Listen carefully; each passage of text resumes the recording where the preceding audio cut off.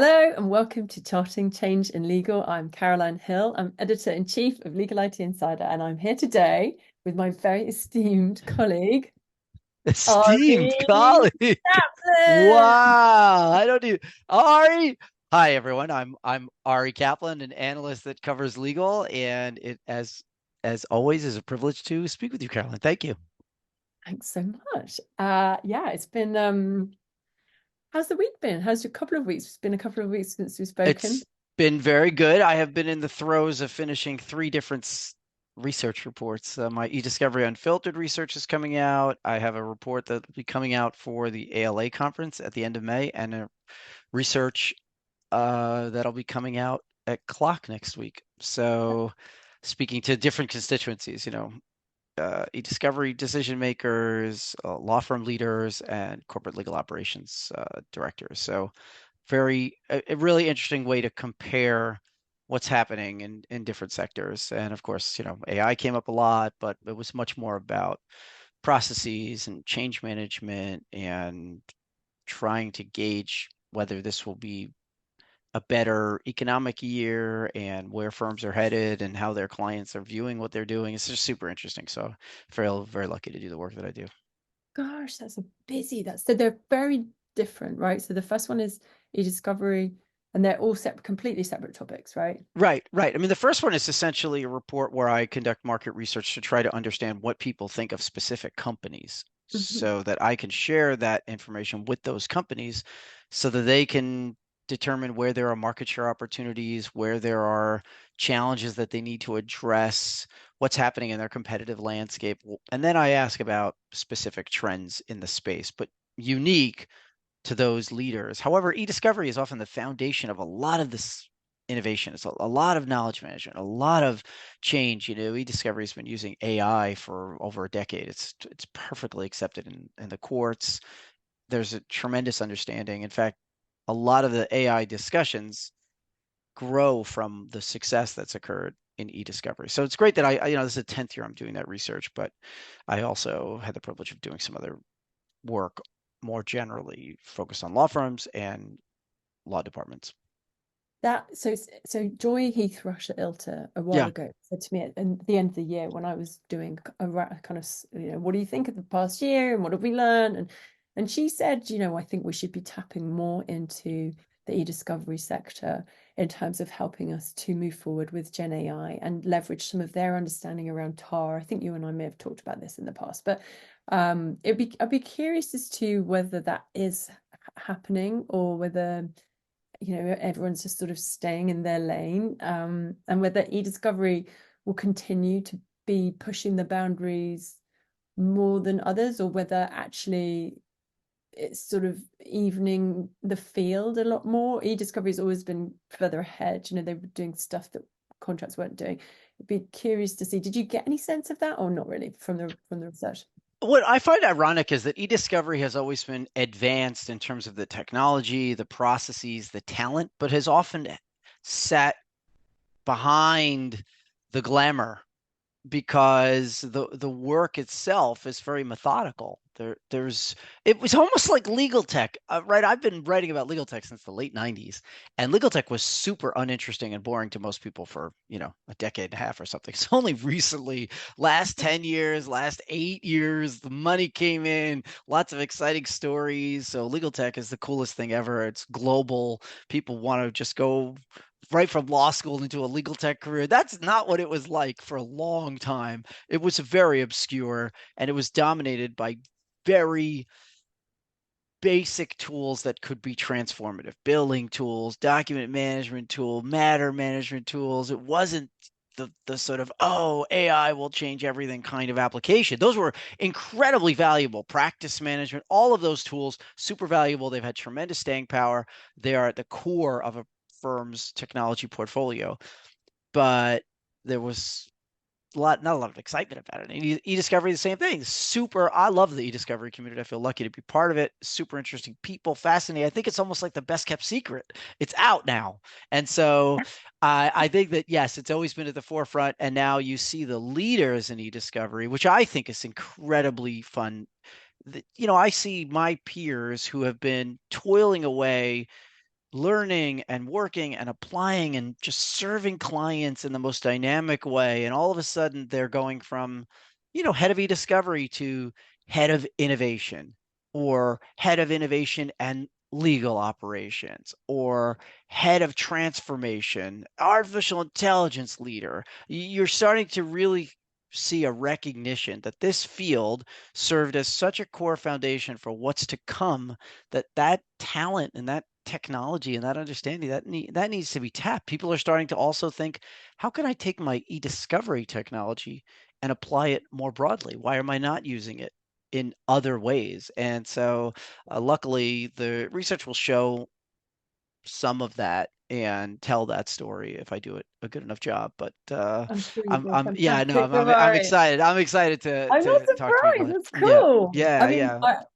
so yeah, I mean, I've always wondered why it's not broader. I mean, there are companies like Luminance, for example, where they've gone to both sides of the coin. They start off in e-discovery and then they move into contracts, right? And it's just a case of, but yeah, it's surprising that you don't have more companies doing that. But yeah, in terms of the legal tech not being cool, yeah, it's quite funny. It still makes me laugh a lot when everybody wants to talk to you about it. And then, I spoke to a friend of mine from school who's a law professor, and she's saying, "Oh, hey, everybody wants to talk about it. What can we do?" And I'm just like, this is so different to when I started out in journalism, and even trying to have a conversation with someone about technology, they just be like, "Oh, I don't think so." I've always loved it. I've always appreciated. I started writing about technology I was writing about international trade because that's where I started my practice of law. When I started in practice, I started doing international trade and was writing about, the importation of Chinese wood. And then I approached my boss at the time, the partner I worked with, and I said, I've been reading a lot about this internet. We should write about that. I mean, that seems super interesting in comparison to whether some, the tariff schedule shows a plastic at this level or that level. And he's like, yeah, if you want to do that, he was a wonderful man. He's like, he is a wonderful man. He's retired, but he said, if you want to do that, that's fine, as long as we can do our thing. And he gave me the freedom to, so I was writing about technology before I was writing about legal tech. And then all of a sudden someone was like, well, look, a lawyer that's interested in technology, there's got to be the application of technology and the law that would make sense for this person to combine that. And that was really, and then, I developed lots of friendships at ALM and they gave me lots of opportunities, which was wonderful of them. So I just think that it's funny. It reminds me, can I just tell you a story?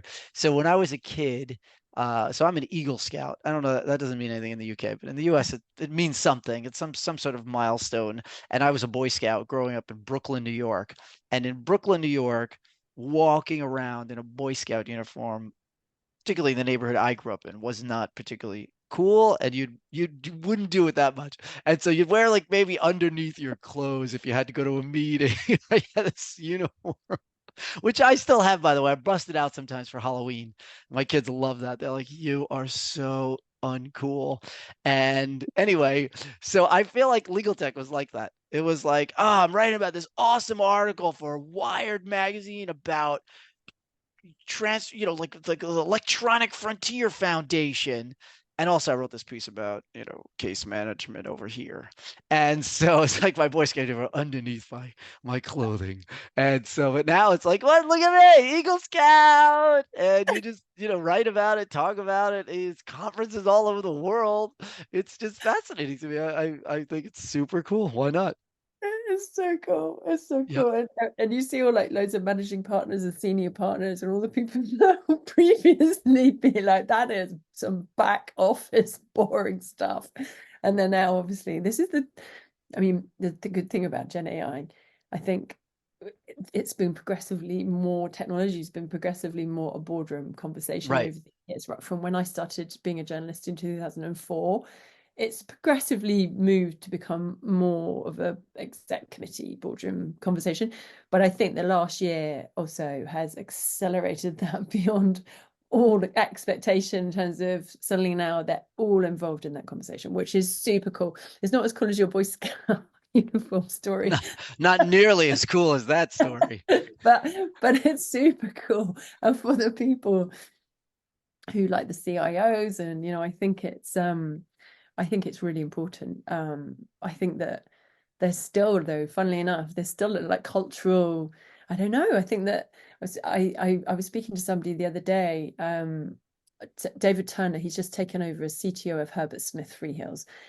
He's based in Sydney, and he's now, I said, what are your focuses for the first little while? And it's interesting because it's about globalization. He wants to truly globalize the IT function, but also very much an emphasis on culture and on being part of the conversation, being a part of the sort of conversation at that executive level. And he was saying that he's been involved outside of legal in financial services, and he's been in legal for quite some time now, actually, but he's saying it's still got that reflection on how IT just has to work, and how you don't think of it in terms of sort of when you have downtime, you think of it as, he's now trying to encourage people to think of it as lost billable hours, right? So, or lost billable minutes, hopefully not hours. And thinking in terms of, so that whole cultural shift of thinking it in a management type way, right? So actually it's a responsibility of the management to think about tech, but also the responsibility of IT and the tech people to start thinking in more in the way that an exec would, right? So it's kind of a two-way shift. I have recently finished a report. I interviewed a cross section of COOs, CIOs, and some executive directors at mid-sized law firms. And what's interesting is the sort of the arc of the conversation was about using technology. What's optimal? How much technology does your firm use? Do they use most of what you provide them, or are they just opening and closing a document and the rest of the portfolio was relegated to a handful of people that really need it? What's optimal? Are you automating? How much are you automating? And what's interesting, I find, is that all of these discussions involve change and the reluctance to change and the need to find champions. And the conversations tend to have these recurring themes.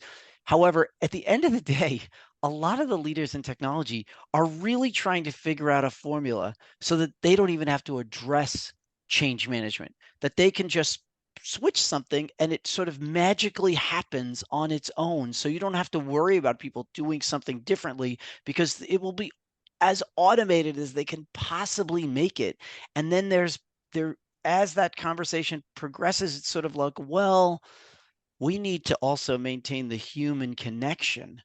And so it's a really funny conversation. It's a much more cultural nuance in a law department and a law firm. It's the same because the law department is serving the business and they want to make sure that they show their all of their importance, and especially because they tend to be a cost center, and so they want to have that personal relationship. They want to, we serve you, we know you, we know your business well. You can't just do this with a bot. And the same thing in a law firm. A law firm is realizes, look, we'd love to get as much done as possible. There are risk management benefits. There are benefits in terms of compliance with our policies. There are benefits in terms of not making mistakes or following protocols because it's all automated. And yet, and a lot of the standard tools, or the most popular tools, are starting to build this functionality in terms of email triaging or document creation and other things. And so it's just a funny moment I feel like we're in. There's this focus both on getting people to change, to use the tools, to take greater advantage of the tools, and then also to sort of figure out a way to graduate to a point where they don't have to do anything. It'll be done for them, and the system will just work, and they can just absolutely focus. It's just an interesting Yeah. time. I feel like we're at like a wonderful watershed moment. I do. I agree. I do think that probably expectation is interesting as to, do you know what would be a great bit of research? I don't know how you would do this, but this sounds like a you thing, already. Like, where are we in terms of expectation versus reality? Maybe to a certain extent your reports already cover this, like, but I feel like right now, you know, there's so many people that are expecting, like, it's an interesting point you make about we don't have to do anything. I think that there are quite a lot of people who are thinking, oh yeah, we're not going to have to do anything, right? It's just going to do all of this stuff, and we're going to, and I think that there's some elements of that, but a lot of the time you will need humans in the loop. I think for some people that would be reassuring, right? They're worried about their futures. I think that we're in this really weird transition period where people are either, they're hopeful that IT will do everything, or they're really nervous about what's going to happen to their job, and I think that it would be really interesting to have a bit of research just to show where we're sitting. I know Gartner to certain extents do this, in terms of their hype, etc. But it'd be great to do like a legal sector specific report talking about, where we are in terms of expectation versus reality.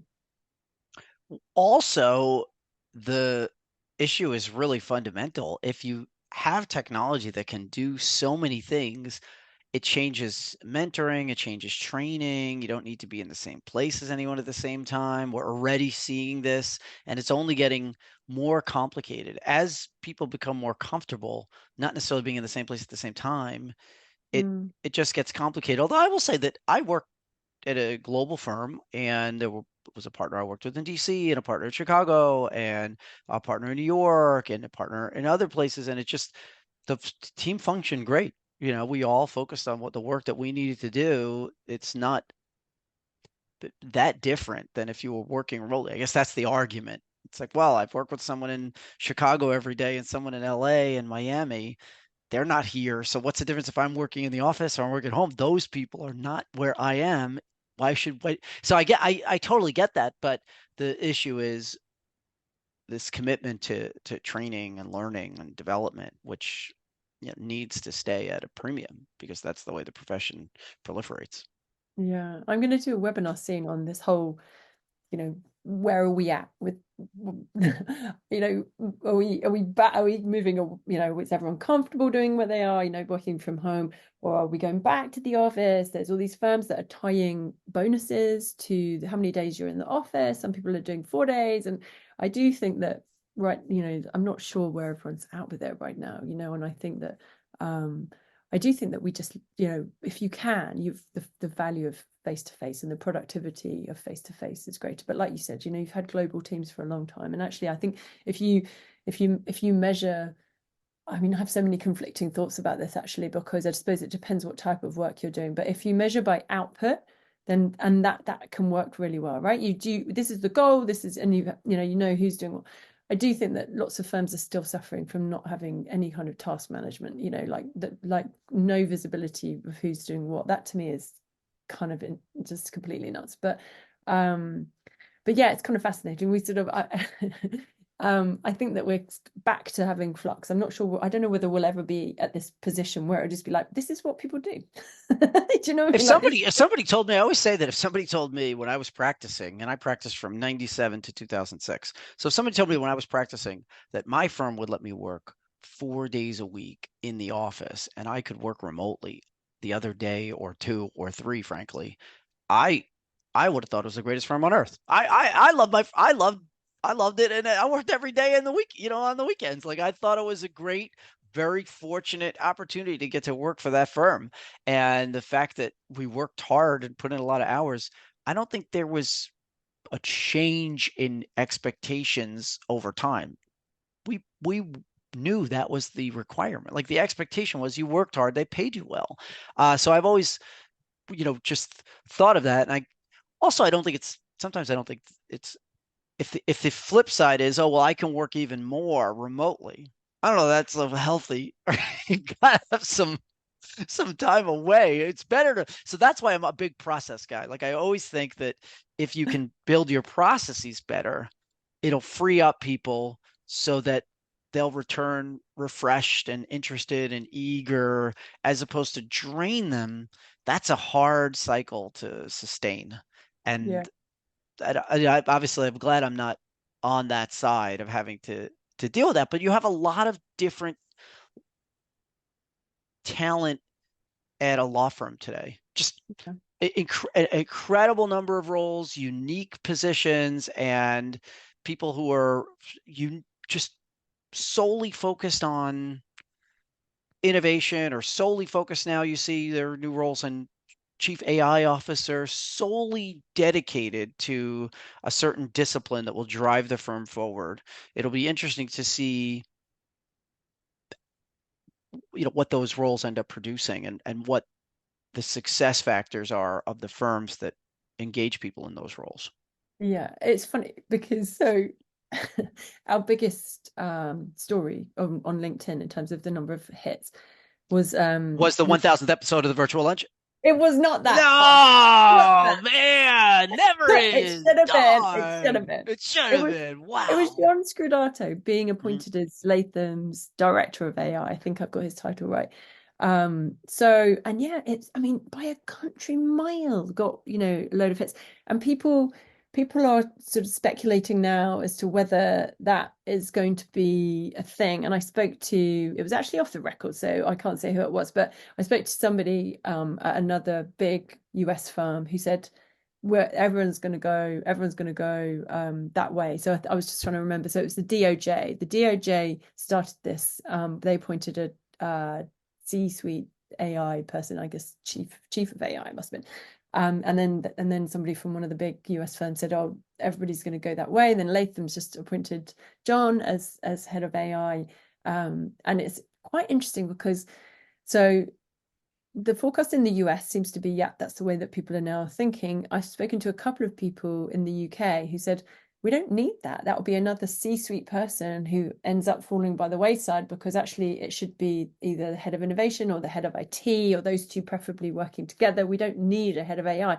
So it's just, Chief and knowledge management officer. or knowledge, right? They said Right. we've got enough. They said, and this is with no disrespect to anybody who's been appointed, but they said we have those functional heads already to be able to be to take care of that. And actually, by introducing another layer, that could be also adding a layer of inefficiency. But so it's quite divisive, and this sort of new role is quite divisive. On the virtual lunch the other day, we were interviewing one of the leaders of in our community, and they said something I thought was very interesting. And it said, we are like their impression was that the younger generation is losing its ability to solve problems. And I think this when firms create new fairly undefined roles, it seems it's up to the leader in the same way that being in knowledge management 20 years ago was up to that person to determine where they could add the most value and how many places they could contribute some ideas to raise the caliber of the firm. And then it happened with innovation because that was sort of the next iteration of what that leadership role looked like. I think that it will be up to talented folks like John and others who assume that position to say, well, the difference here is I can help do this, and I can also supplement what you're doing here and also draw from where you've built so that I can shine a light on what the other teams are doing that's so effective and helpful for the firm. But you're right. I think it could be an opportunity, and it could be a challenge that goes the other way. But my sense is that the people who are lucky enough to get those roles will really have a lot of green space to shape it, but also use it in a way that is a platform for the firm to transform. And what's funny is that just thinking of as I'm finishing one of these reports, whenever I ask about transformation, it always ends up going back to the billable hour. It's Yeah. like nothing changes without the billable hour changing. And then they're like, but that's not changing. So I guess nothing's changing. And it's just this super interesting conversation that I feel like is going on, and it's sort of circular. It's I like love we're it gonna when it comes up at a conference and which it did I was at Future Lawyer Week UK. I spoke there the other day. And there was some conversation about will the billable hour come, will there'll be an end, and then everyone just starts laughing. Literally everyone just started laughing. It was really funny because it's like we've had this conversation. If anything can get rid of it, it probably is Gen AI. It probably is this huge transformation that's going to need to take place over the next little while. So maybe we have drawn significantly closer already, but it is quite funny. Everyone just laughs and goes, well, we've had this conversation. Well, I made a joke once at a conference. It was at Relativity Fest, and I made a joke that um they said, they had like a round robin, and each of the panelists, it was a big panel, and it was like this fun discussion. And they said, what do you think is the biggest issue happening in e-discovery? And what do you think the biggest issue is happening? And people are like, oh, it's spoliation and it's technology assisted review. And they came to me, and I was just like, I think it's the hyphen. And everyone's like, the hyphen. And I was like, what? And then everyone started laughing because I meant, the hyphen between the E and the discovery.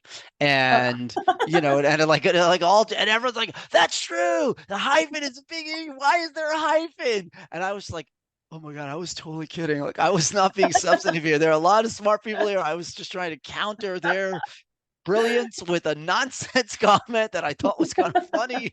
You guys have like really read into it. It became like a thing, the hyphen and the e-discovery and these subtle changes that people started like extrapolating. Well, I think he means that you need to have it defined. And I was just like, no, I was just being I needed to have something. But the thing I think about the Bill Lauer is you could at any point, just like you could clickbait any article and add generative AI to it. It'd just be like, oh, I had a wonderful opportunity to speak about, the changing nature of law firms with generative AI. Boom. That's going to definitely be. Look, I have a podcast I post twice a week. The episodes where there's generative AI or something like that, they do better. And Yeah, they're we've done webinars. We had a webinar once, quite early doors, where we didn't in the end. We nearly had to extend our Zoom license because we had so many people signing up. And we were like, because it was one of the earliest Gen AI yeah. webinars. It was so funny. We were like, everybody wanted to just be on it. And even now, yeah, 100%. If I do a webinar about Gen AI, That should be in it's the contract. If we need to extend the Zoom license, that's a bonus. Bonus for sure. I would give you a bonus. Uh, yeah. All right. Anyway, I think, do you know what? It's been such a pleasure chatting with you. it is And always a I pleasure. like the fact that we always end up on something sensible that people could take away, like the hyphen. The bonus. If you have to expand your Zoom license, get a bonus. So I will look forward to catching up with you next time. In the next episode, we'll talk about clock. That's Yes. exciting. And we'll talk We've got about all, the Association of Legal Administrators Conference. yeah, And we have a lot of events. Spring is yeah, here. I'm excited to continue our discussions. Caroline Hill, yeah. thank you very much. All right. Nice chatting with you. Thank you. Bye. Bye.